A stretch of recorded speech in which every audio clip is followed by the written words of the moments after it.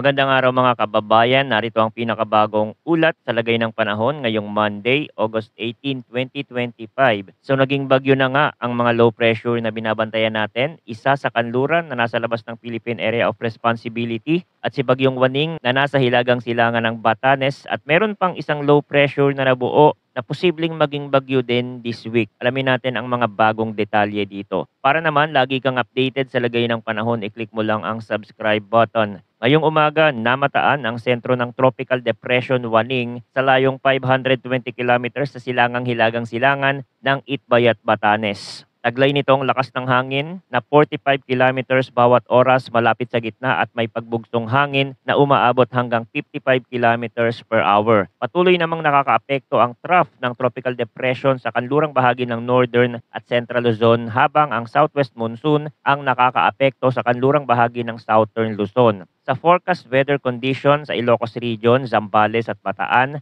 asahan ng maulap na kalangitan na may kalat-kalat na pag-ulan at thunderstorm dulot ng trough o buntot ng tropical depression. Posibleng magdulot ito ng pagbaha at landslide lalo na kung may malalakas na pag-ulan. Sa Palawan naman, bahagyang maulap hanggang maulap na kalangitan na may mga pulupulong pag-ulan at thunderstorm ang mararanasan dahil sa southwest monsoon. Hindi rin ligtas sa panganib ng biglaang pagbaha at landslide ang lugar kapag may malalakas na thunderstorm. Sa nalalabing bahagi ng bansa, magiging bahagyang maulap hanggang maulap ang kalangitan na may posibilidad ng pulupulong pag-ulan at thunderstorm dala ng localized thunderstorm. Kahit na isolated lamang ang mga pag-ulang ito, maaari pa rin itong magdulot ng pagbaha o landslide lalo na sa panahon ng severe thunderstorm. Para naman sa kondisyon ng hangin at karagatan, sa kanlurang bahagi ng Luzon, katamtaman ng hangin mula timog kanluran hanggang timog silangan na may 1.2 hanggang 2.1 meters. Sa nalalabing bahagi ng Luzon, mahina hanggang katamtaman ng hangin mula timog silangan hanggang timog kanluran na may banayad hanggang katamtamang taas ng alon mula 0.6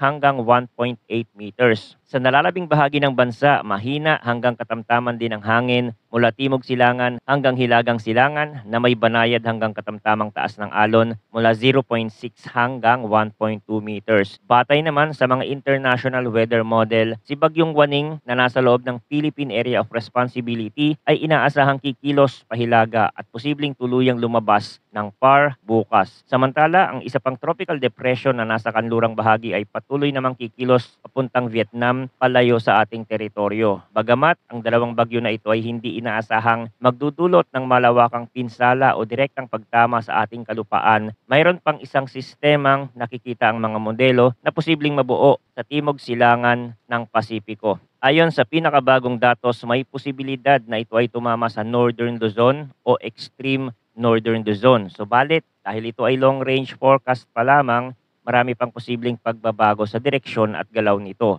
May posibilidad din na ang track nito ay bumaba at tumbukin ang Central Luzon o di kaya'y umakyat patungong Taiwan. Dahil dito, napakahalaga ng patuloy na monitoring at pagbabantay para sa anumang pagbabago sa kilos at galaw ng mga bagyo. Kaya't hinihikayat namin ang lahat na manatiling nakatutok sa mga susunod na ulat ng panahon dito sa ating channel para sa pinakabagong impormasyon. Lagi ring maging handa at huwag kalimutang mag-ingat. Maraming salamat sa inyong walang sawang pagtutok at suporta.